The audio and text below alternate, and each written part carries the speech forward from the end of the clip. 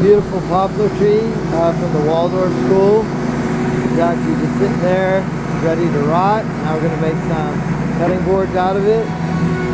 Go see the next step. Right over here we have a glue up of a cutting board. There's a glue up of it. Right over here, sanding it. This argument plane glued up.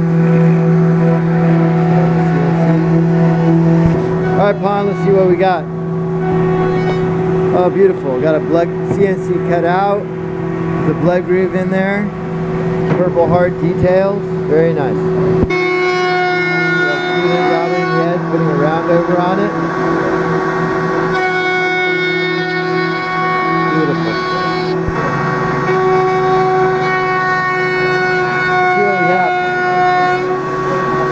Take a look at that cutting board.